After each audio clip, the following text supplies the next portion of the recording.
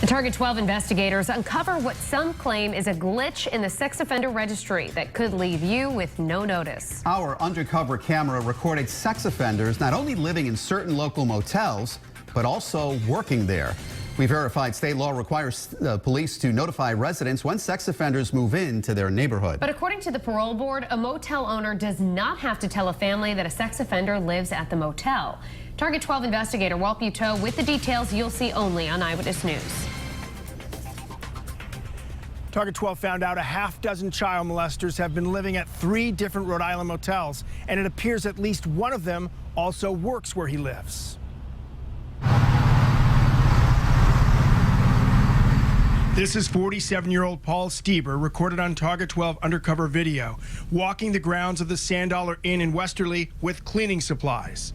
According to the parole board's community notification website, Stieber is a level 2 sex offender, which means he is at a moderate risk to reoffend. Stieber's victims were a 4-year-old girl and a 4-year-old boy. His registered address, the Sand Dollar Inn in Westerly. The state's website also indicates level 2 sex offender Daniel Lady lives at the Westerly Motel next door to Stieber. This woman walked from the office to our vehicle as we were trying to verify that the 2 men lived here. Do your other tenants know that? She did not tell us who she was and did not say if Stieber had access to all the rooms to clean them. And even though we recorded him going in and out of the office with cleaning supplies and also into what appeared to be a laundry area, she said he does not work there. She acknowledged that Stieber and Lady do live here. If you were staying here with your children, would you want to know if a level 2 sex offender was staying here? Yes, of course we do. Well, does the person from Georgia or the person from New Jersey know? I don't get your question. Do you tell your other tenants that he's a level 2 sex offender? And an unsupervised. The executive director of the Alliance for Safe Communities wondered if motel residents were aware of their temporary neighbors' criminal histories. That's shocking information, Walt, that you're giving me, because most likely those residents have no idea what his background is. They would have to be looking on our registry, know we have a registry, and be looking to narrow down the address of exactly where they are. This is one of 3 motels in the state where sex offenders live, according to the notification website. According to the site, the Wickford Motor Inn is home to Roger Green. Mr. Green? Are you Roger Green? He told us he works as a handyman here in exchange for not paying rent. Green is a level 3 sex offender considered a high risk to reoffend. He was convicted of 1st and 2nd degree molestation of a 10-year-old girl and acknowledged his temporary neighbors probably don't know he's a sex offender. Do you understand that they maybe should know your past? What do you think? No, I mean, like I say, I'm no threat to anybody. I did not commit the crime, so. You say you didn't do the crime. Right.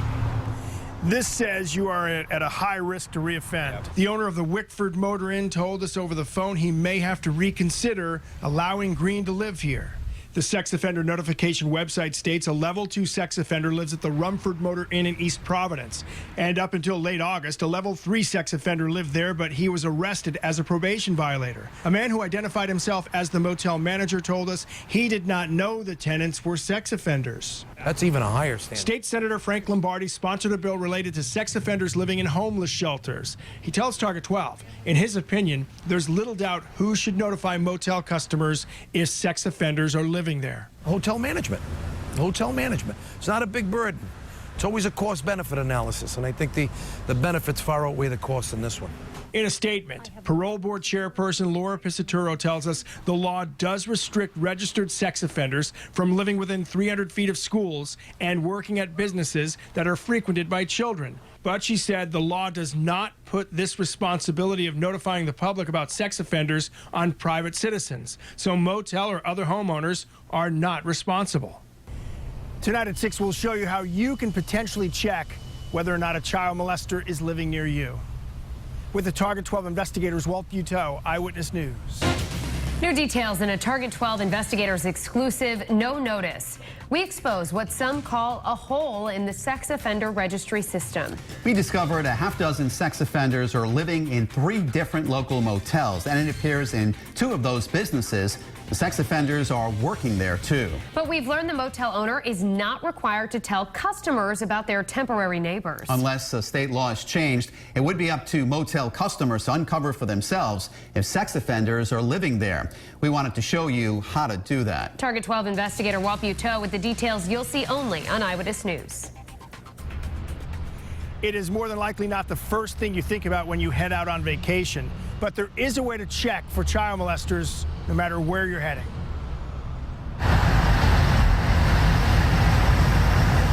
Our undercover cameras recorded Roger Green working at the Wickford Motor Inn in North Kingstown. Green is a level 3 sex offender who's considered a high risk to reoffend. Well, actually, He told us he lives here and he's a handyman here and that his temporary neighbors probably do not know about his background. Another hour south in Westerly, 47-year-old Paul Stieber was walking the grounds of the Sand Dollar Inn with cleaning supplies. A woman who came from the office denied that Stieber worked here and wouldn't answer this question. Do you tell your other tenants that he's a level 2 sex offender?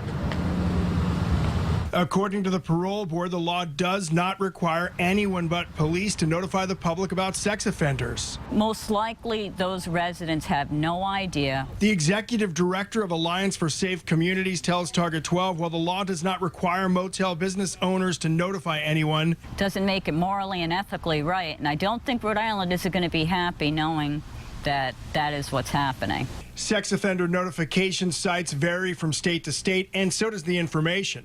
But the FBI website has a page on it that will connect you to every state's sex offender registry.